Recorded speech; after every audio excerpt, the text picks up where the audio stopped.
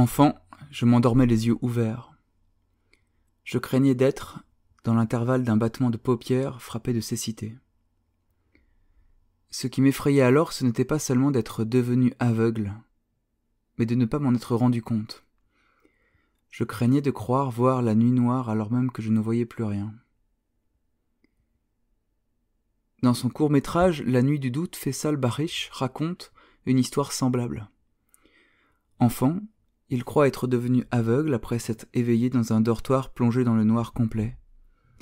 Il entend, autour de lui, respirer les autres enfants, mais il ne peut pas les voir. Il dit avoir tâtonné jusqu'à l'interrupteur et avoir beaucoup hésité avant de l'enclencher. Il se souvient de son effroi en constatant que la lumière ne s'allume pas.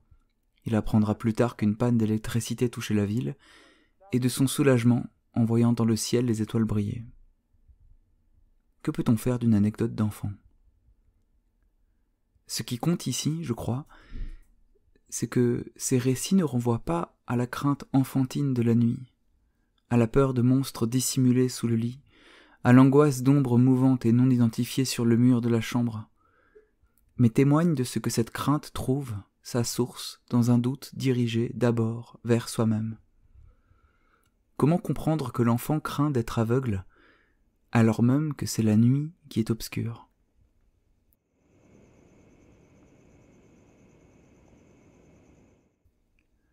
Dans la phénoménologie de la perception, Merleau-Ponty écrit que « la nuit n'est pas un objet devant moi, elle m'enveloppe, elle pénètre par tous mes sens, elle suffoque mes souvenirs, elle efface presque mon identité personnelle. » Il ajoute que, dans la nuit, nous ne sommes plus retranchés pour voir de là défiler à distance le profil des objets. Et c'est vrai. C'est vrai que la nuit n'est pas un objet devant moi. L'objet est ce qui est objectum, jeté devant moi, jeté devant mes yeux. Non. La nuit n'est pas jetée devant mes yeux, mais sur mes yeux. Curieux renversement qui fait de la nuit un voile non pas jeté sur le réel, mais un voile jeté sur moi-même. La nuit du doute de Faisal Barish est donc une nuit de confusion. Confondre, c'est mélanger, fondre ensemble, et c'est bien de cette expérience-là dont il est question quand l'enfant se demande s'il n'a pas perdu la vue alors que c'est la lumière qui s'est égarée. Qui suis-je dans la nuit, sinon la nuit même ?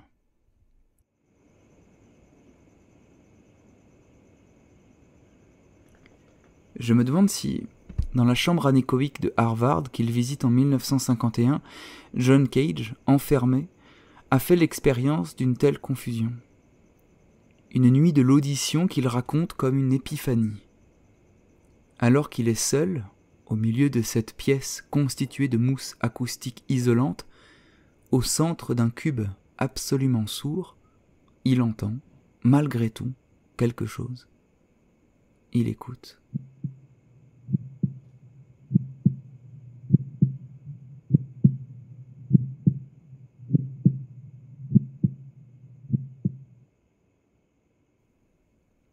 Il écoute son sang qui bat et le grésillement de son activité cérébrale. Plus que cette découverte du silence comme véritable note, et dont on fait souvent état quand on parle de John Cage, ce qu'il retirera d'essentiel, c'est l'attachement fondamental de la musique et du vivant. La vie biologique bruisse, et on peut l'écouter.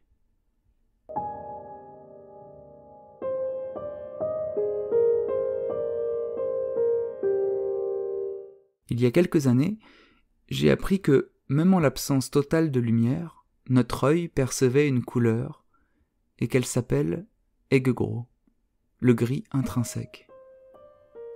Même en l'absence de lumière, un potentiel d'action est transmis le long du nerf optique, donnant la sensation d'un gris foncé uniforme. On dit de l'aigue gros qu'il est plus lumineux qu'un objet noir, et qu'un ciel sans nuages d'une nuit sans lune est plus obscur que cette couleur. On dit de l'aigue gros qu'il est le bruit de la rétine. Le bruit de la rétine me fait penser au fond diffus cosmologique prédit en 1948 et observé en 1963 par Penzias et Wilson. Photographie d'un résidu, radio de ce que le Big Bang a laissé derrière lui, image de l'univers primordial, rayonnement fossile. Le fond diffus cosmologique est une des plus importantes découvertes de l'astrophysique contemporaine, puisqu'il est la cartographie du premier visage sensible de l'univers. Avant lui, chaos, Cora, magma de particules rebondissantes, grande confusion des quarks et des gluons où la lumière elle-même est prise dans le filet serré du plasma. Et n'est-ce pas cela, l'aigle gros? Fond diffus de notre rétine, reste à voir qui manifeste ce qu'est le voir à l'origine. N'est-ce pas cela qu'expérimente John Cage dans la chambre anéchoïque d'Harvard? Le rayonnement fossile de son écoute. Et qu'entend-il? Lui-même. Le corps bouillant, bruyant, le corps vivant, le sentir. L'enfant que je suis a toujours des stratégies pour lutter contre la nuit qui le rend aveugle. Quand je dors dans une chambre noire, j'ouvre les yeux en grand à la recherche de ces infimes variations de grisaille dans l'obscurité. Il s'agit de voir encore. Voir encore. Lentement. Lentement, j'aperçois de petits éclats timides. Presque rien. Il s'agit de voir encore. Presque rien. Il s'agit de voir encore que je peux voir. Presque rien. Écouter. Presque rien. Écouter presque le rien. Bruit de ma rétine. Presque rien. Le silence de ma rétine. Presque rien. Presque rien. Écouter, presque voir rien. La nuit. Être sûr. Presque rien. Être certain que rien ne s'est perdu. Presque rien. Voir encore.